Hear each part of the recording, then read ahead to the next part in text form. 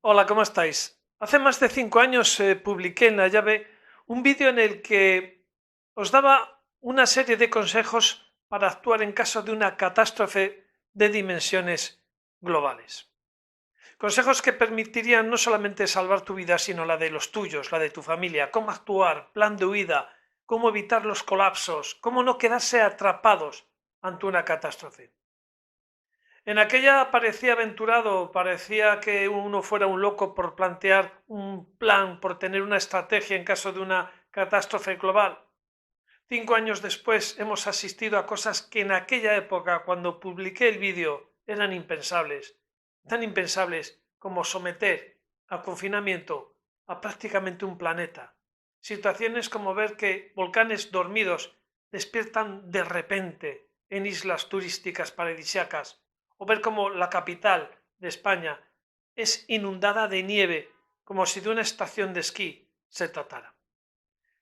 Catástrofes que van a producirse cada vez con más frecuencia, con más intensidad y en las que tenemos que estar preparados. Catástrofes que realmente no sabemos de dónde vienen. Lo que sí sabemos es cómo protegernos. Y si veis este vídeo, lo entenderéis. Espero que lo disfrutáis como lo disfrutaron miles de personas en su día.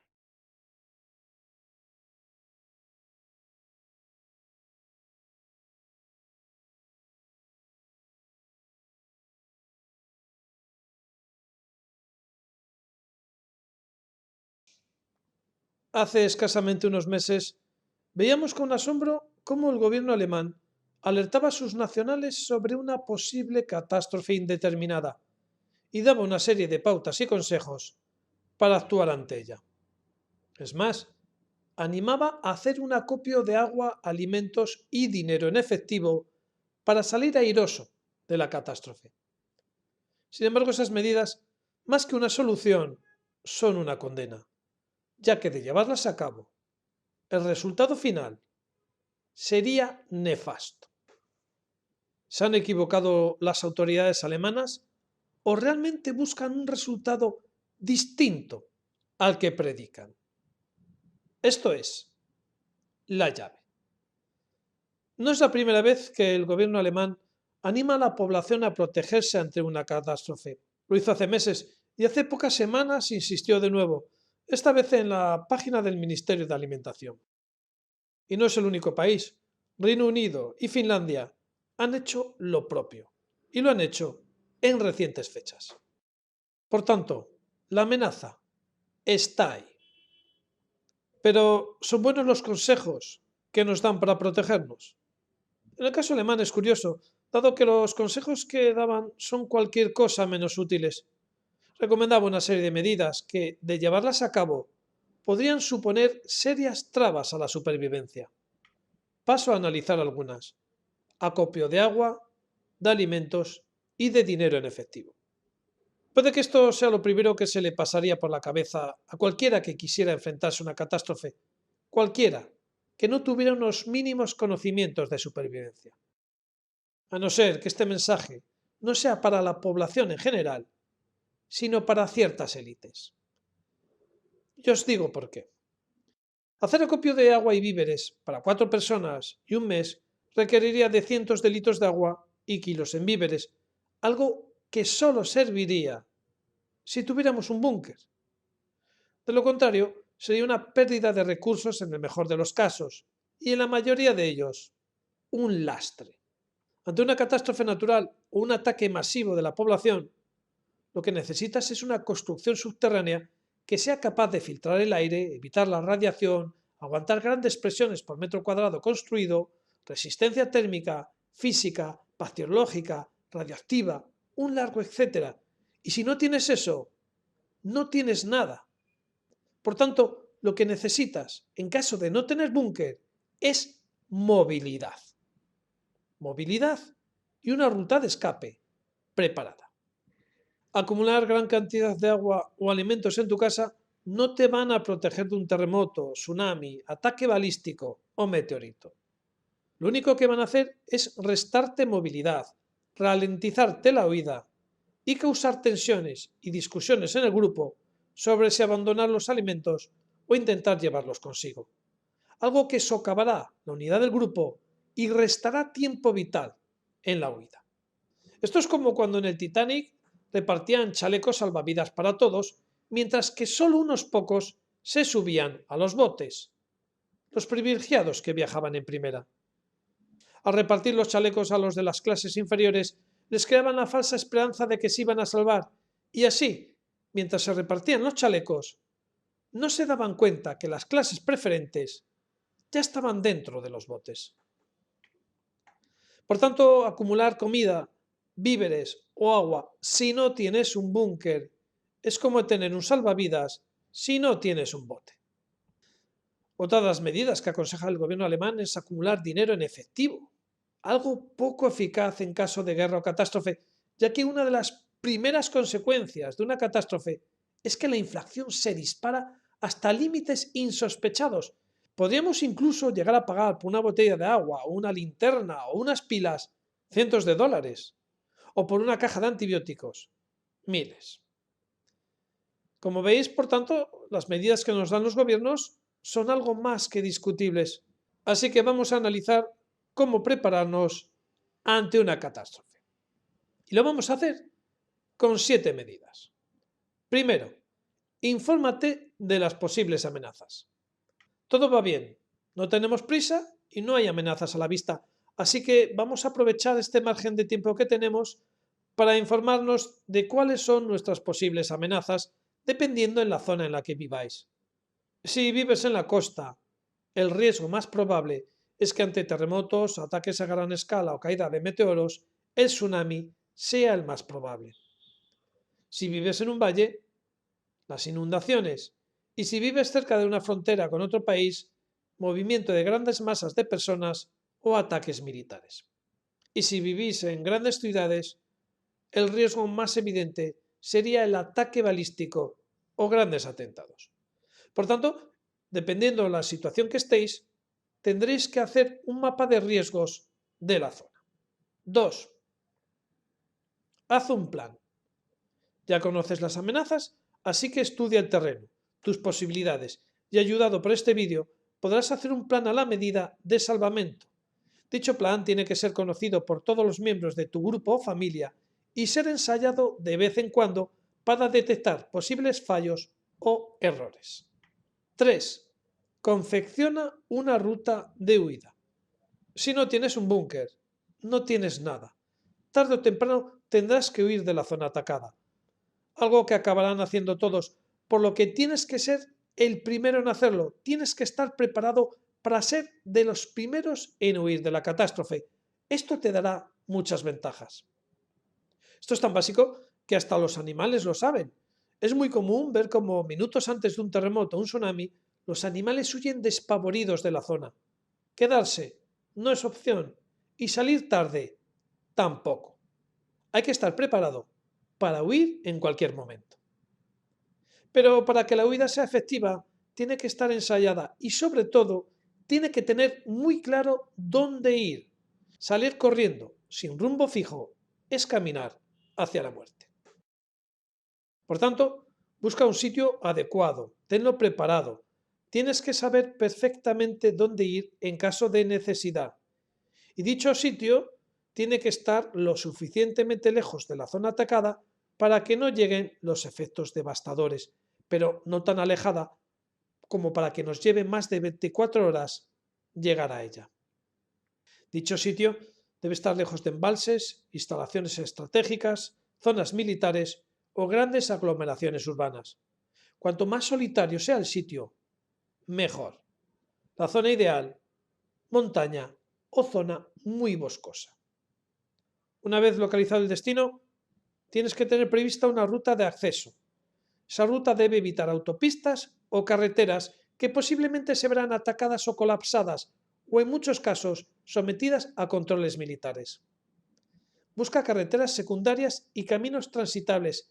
Para ello, más que un todoterreno, lo ideal sería disponer de motos de trail con buena cilindrada en la que pudieran huir 2 o 3 personas por moto en caso de necesidad. Estaría interesante también estudiar las líneas de ferrocarril que tenéis cerca, porque usar vías de tren nos dará una salida limpia y despejada de la ciudad. Igualmente, tendremos que tener mochilas preparadas en las que quepa el equipamiento necesario para la supervivencia. Una mochila por moto y 2 personas, no más. Si la huida es en coche, mantendremos esa misma proporción. Y si la huida es a pie, un máximo de una mochila por cada 3 personas. Esto permitirá turnarse en la carga y dejar libre a una persona para que ayude a otra en caso de fatiga o desvanecimiento. 4.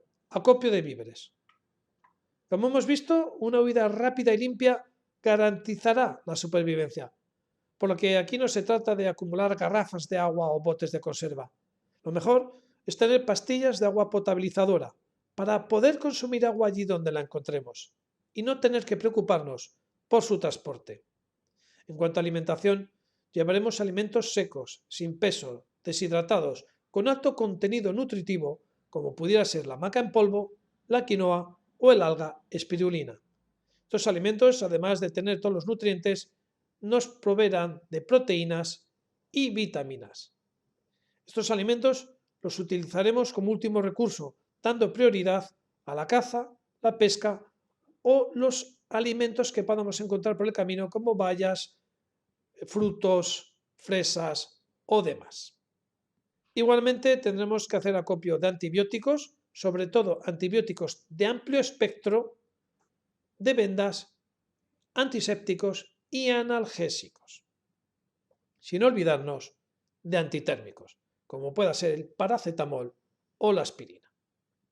En cuanto a la iluminación, llevar siempre a mano linternas tipo LED y, si es posible, hacernos con esos generadores eléctricos de manivela que podemos accionar nosotros mismos. Además, imprescindible en el equipo, una radio de onda corta. Esto nos podrá mantener siempre informados. Una navaja multiusos y un machete pueden ser igualmente útiles, así como cuerdas finas pero resistente, como pueda ser el nylon. Igualmente, sería útil llevar 2 pequeños espejos para comunicación a distancia en caso de que el grupo tuviera que separarse eventualmente. Interesante sería igualmente conseguir mapas de la zona, a ser posible mapas topográficos militares. Y, por supuesto, una brújula, indispensable. No confiéis en el GPS.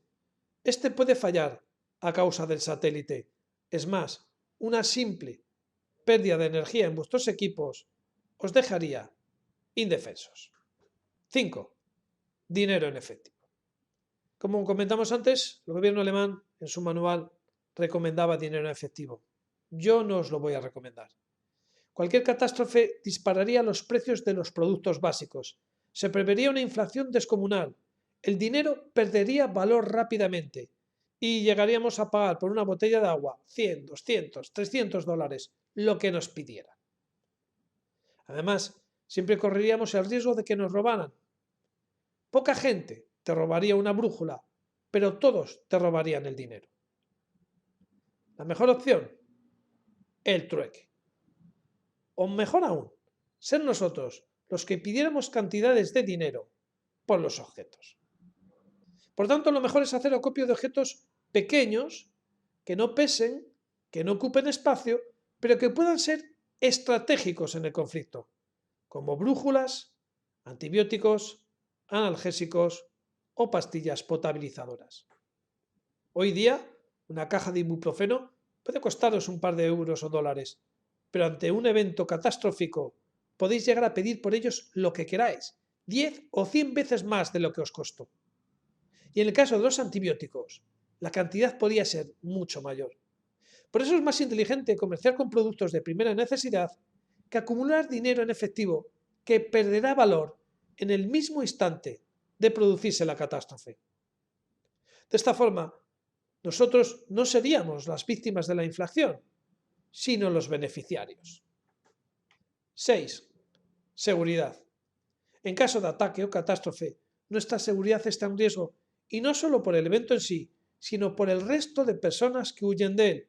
Estas pueden atacarte, robarte o incluso matarte. Por eso hacer grupos pequeños que se muevan rápidamente, que se desplacen por lugares deshabitados y evitando a las demás personas. Una vez que lleguemos al refugio, procurar dejarnos ver lo mínimo posible y realizar el acopio de leña, caza o recolección por las noches o al amanecer. Y por último, paciencia. La cautividad puede minar la moral y crear conflictos en el grupo. Por eso una salida precipitada puede ser letal. Debemos estar informados a través de nuestra radio en todo momento, saber lo que está pasando, cómo se desarrollan los hechos y analizar si la información que estamos recibiendo es verdadera o falsa. Ante las dudas del fin del conflicto, esperar.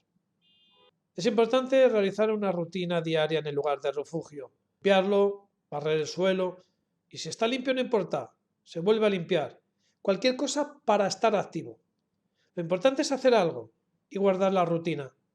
Nunca se debe sentarse a esperar ni a ver qué pasa, ya que el ocio y la falta de trabajo genera conflictos de convivencia dentro del grupo.